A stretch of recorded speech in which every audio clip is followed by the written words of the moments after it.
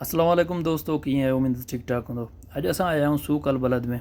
सूक चवंदा आहिनि ख़रीदारी जो मरकज़ ऐं बलद चवंदा आहिनि शहर खे। सो सूक जो नालो ॿुधी तव्हां ग़लति न सम्झो, हीअ अरबी लफ़्ज़ आहे ऐं सूक चवंदा आहिनि ख़रीदारी जो मरकज़ या बाज़ार खे। इहे दबाब मां काया आयुमि। दबाब चवंदा आहिनि मोटरसाइकिल खे। सो हीअ पंहिंजी मां मोटरसाइकिल काया आयुमि जेका अची मां हिन दुकान ते बीहारी। ॿिया हिते अफ़गानी जा खोड़ सारा दुकान हुया। अफ़गानी तमामु घणा आरामी आहे, मतिलबु जीअं पाकिस्तान में लुटींदा आहिनि हिते बि ईअं लुटनि पिया। पर हीअ असांजो दोस्त हो पेशावर जो उस्ताद शम्स पठान, जेको तमामु बहितरीनु मुतबर माण्हू हो। सो हिनखे मां पंहिंजी दबाब ॾेखारियमि। उस्ताद मूंखे चयो तुंहिंजी गाॾीअ जूं तुंहिंजे दबाब जूं जेके मोटरसाइकिल जूं बैटरियूं आहिनि उहे ख़तमु आहिनि। ऐं वॾी मुश्किल इहा हुई त बैटरियूं जेके आहिनि से महांगियूं ईअं हुयूं जो कार जी बैटरी 180 रियाल में मां बदिली कंदो आहियां ऐं हिन जूं बैटरियूं मूंखे मिलियूं 380 रियाल में। मतिलबु त 8 आना 8 12 आना गिलाणी। दबाब नंढड़ी ऐं उन जूं 380 जूं बैटरियूं। जॾहिं बैटरियूं हुन जूं मां बदिली करायूं त वरी उस्ताद शम्स खे चयुमि, उस्ताद शम्स हिन जे टायरनि जी हवा बि चेक कर ऐं चेन खे बि तेल वग़ैरह ॾेई ॾे ऐं थोरो हिन जी साफ़ु सफ़ाई बि करे ॾे।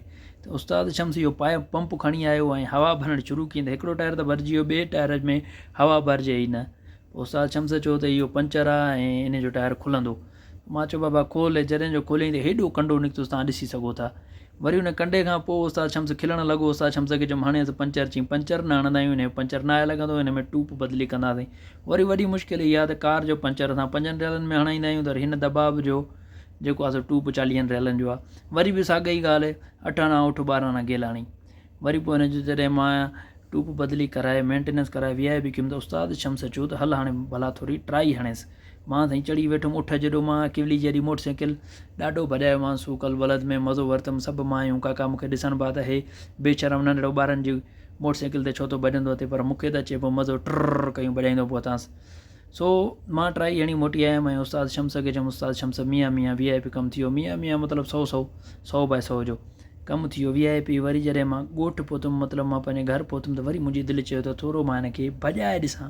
सो खुलियल रोड हो, ख़ाली रोड हो, कपिल जे घर जे आॾो ॾाढो भॼायोमांसि। भॼाए जॾहिं सफ़ा ईअं दिलि भरिजी वई, पोइ वरी बीहारियोमांसि अची पंहिंजे घरु। सो दोस्तो, असांजो व्लॉग तव्हांखे कीअं लॻो? जेकॾहिं सुठो लॻो, पसंदि लॻो ऐं सऊदीअ जी वधीक तव्हां अहिड़ियूं व्लॉग ॾिसणु चाहियो था, वीडियोज़ ॾिसणु चाहियो था, त असांजे पेज खे लाइक फॉलो कमेंट लाज़िम कंदा। वॾी महिरबानी। अल्लाह साईं तव्हांखे ख़ुशि रखंदो। वरी ॿिए व्लॉग में मिलंदासीं। अल्लाह हाफ़िज़।